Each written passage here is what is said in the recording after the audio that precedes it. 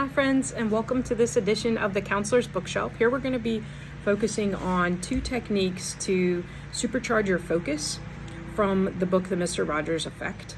One of them is from the Mr. Rogers Effect, the other is a personal edition from the author. Let's go ahead and roll up our sleeves, so to speak, and get started here. Now, because we're addressing these things from a counseling perspective, mental health perspective, we're going to be talking about the brain as well and the neuroscience of this. And so when you look at a model of the brain, I just would like you to remember from developmental psychology that the brain develops from the back to the front. So when a child is going through the early stages of development, the brain stem is developing, these other regions of the brain deeper towards the bottom side of the brain, like the limbic system, are developing. And the very last part of the brain to develop is the pre-frontal cortex. This is the front of the brain. And this is the house of executive function.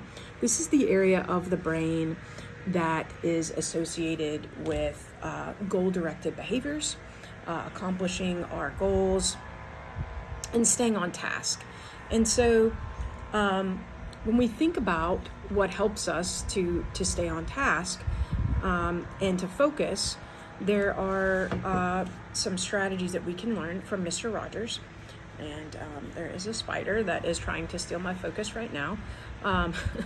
But anyway, the prefrontal cortex is the part of the brain where we want to have more activity to help us stay on task with our goals. So I wanted to read you a passage from the Mr. Rogers Effect, page 69.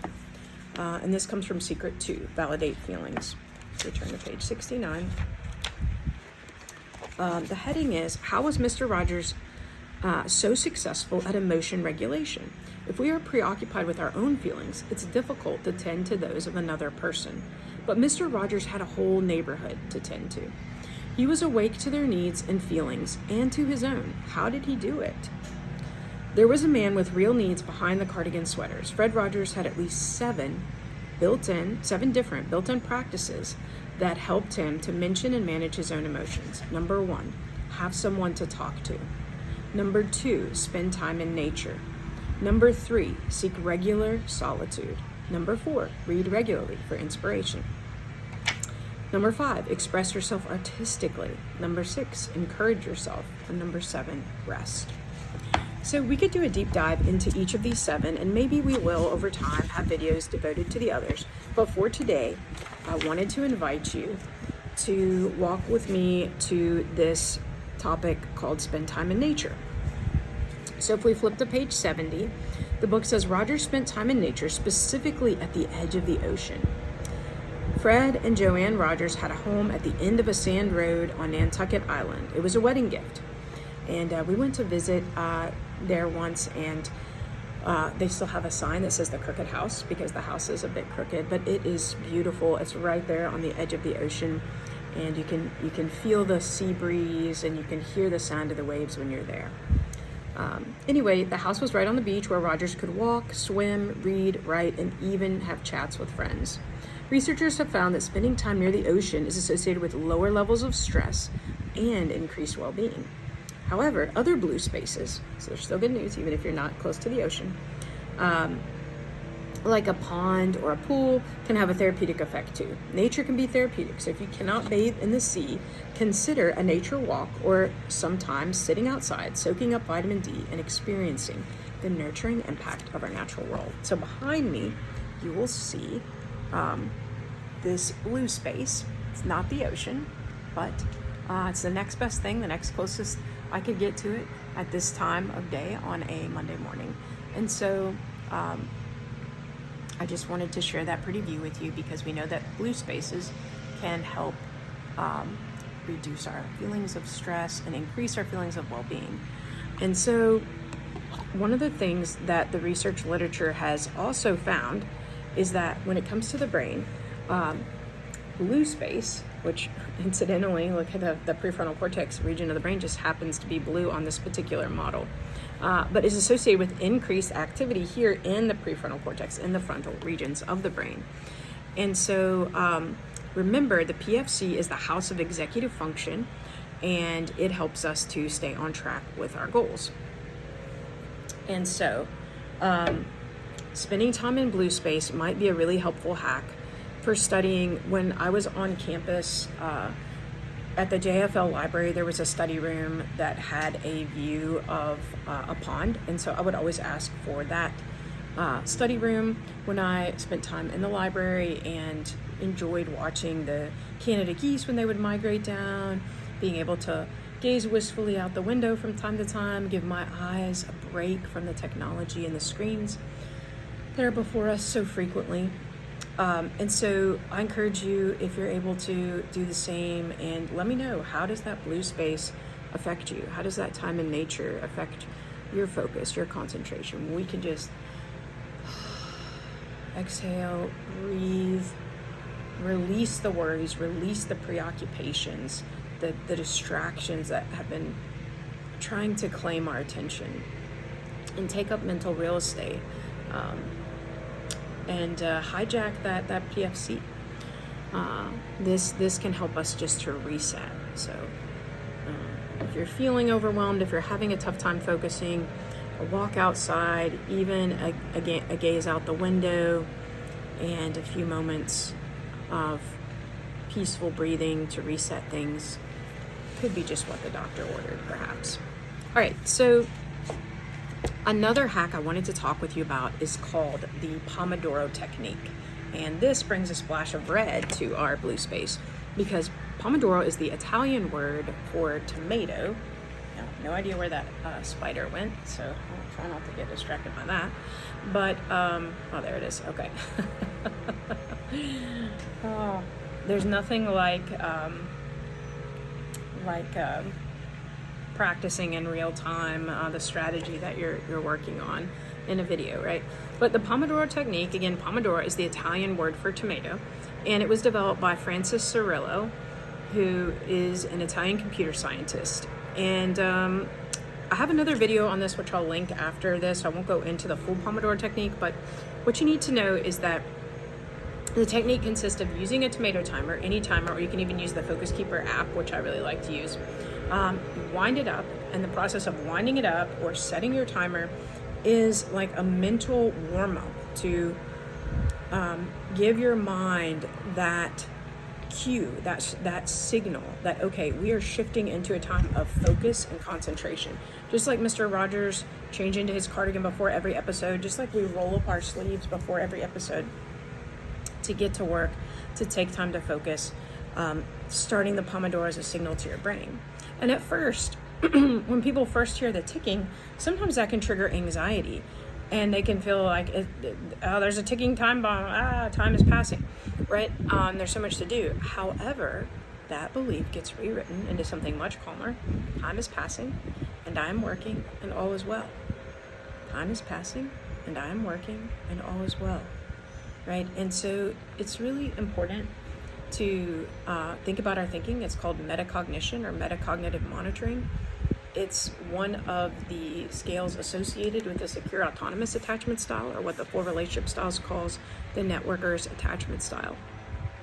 And this metacognitive monitoring allows us to think about our thinking and how our thinking is influencing us, because believe it or not, it is influencing us. And so if we're telling ourselves that time is passing, that we're working, and that all is well, then we're able to, if repeated enough times, we're able to believe that, and we're able to enjoy our time, feel calm and relaxed, and know that all is well, right? But if we meditate on how much there is to do, our concerns, our anxieties at meditation, otherwise known as rumination, can have a negative impact on our mood and emotional experience.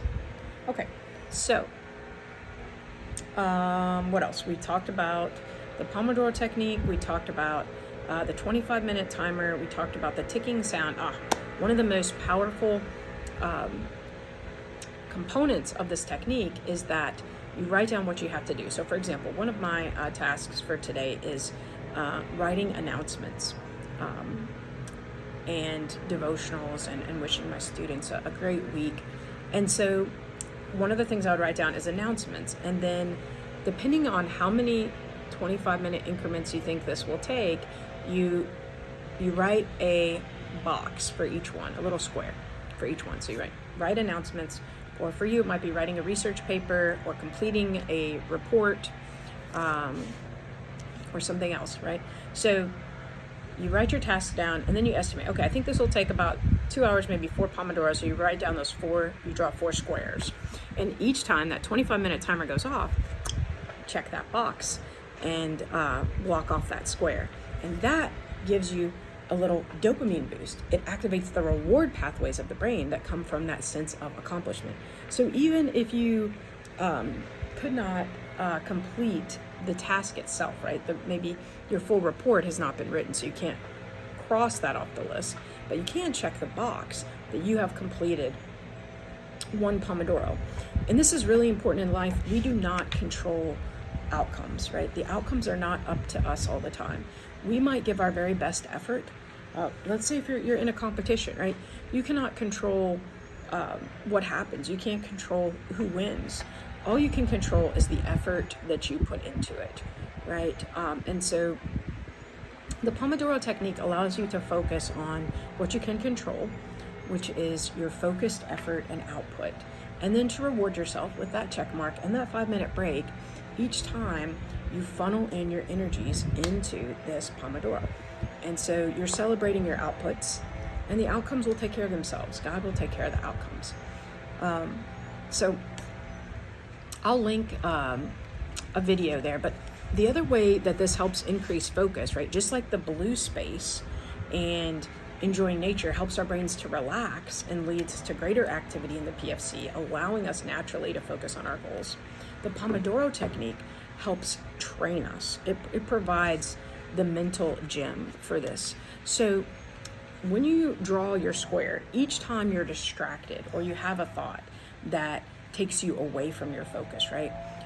When it comes to attachment, or let's say you have a bit of attachment related anxiety, maybe you're concerned that someone took a longer time than you would like to respond to one of your messages, or you are worried about a family member, or maybe you've even experienced grief and loss, right? And so any of these things can take your thoughts away from the task at hand to other things. And so each time that happens, you draw a little apostrophe over the square to represent a thought that distracted you. And if the thought is related to a task, at the bottom of your list, you can write down the task. And if you deem that a priority later on, a task item can be added to the list to complete that priority. But if not, then you got it out of your head and onto the page, right? And so each time you monitor and mark these thoughts, you are engaging metacognitive monitoring, thinking about your thinking, thinking about how on task your thought process is. And then you can see progress, right? You can see if you have fewer of those tick marks as time goes by, hopefully. That's the case, right? And then with these monitoring practices, you're able to engage the PFC more, you're able to have more activity in the regions of your brain associated with accomplishing your goals, and you're able to make more progress. And each time you're giving yourself that little, you're engaging the reward circuitry in your brain, the dopamine pathways, and you're able to help boost your motivation. And so when people ask me, how did you write so many books? How were you so prolific in your writing? These are two of the strategies that I've used personally. Blue space, I always love to do writing retreats where there's beautiful blue space around. Near the ocean is always my goal, but if not, other blue spaces are nice as well. And using the Pomodoro Technique. It really helps with pacing. You have those 5-minute breaks, and most tasks can hold until that 5-minute break comes. And listen, if you have those distracting thoughts, if people are taking up mental real estate in your mind that you don't want them to have, we can also borrow a page out of Scarlett O'Hara's book from Gone with the Wind, right? Where her coping strategy was to say, I can't worry about this today. I'll go crazy. I'll worry about this tomorrow. Or you can also say, I can't worry about this during this Pomodoro. During this Pomodoro, I'm focused on this task. I will worry about this on my break. Right? I'll worry about this later. And then you jot it down, whatever the concern is, whatever the worry, whatever the thought, and you can allocate a Pomodoro for that if that seems to be worthy of your time. And so these are 2 strategies for improving focus. If you want to learn more about Mr. Rogers' strategies for how he regulated emotions, check out the Mr. Rogers Effect. The audiobook is available, as well as the paperback and Kindle editions. And I hope this encourages you. I hope this gives you some hope of some strategies you can use to decrease stress, increase focus, improve emotion regulation, improve PFC activity, and supercharge your focus to accomplish your goals this busy time of the semester, May-cember, with graduation approaching and all that is involved in that. So I thank you so much for taking the time to watch today. And if you enjoyed this video, please like and subscribe so that you can receive more. And I hope this gives you a few concepts to contemplate. Until next time, bye now.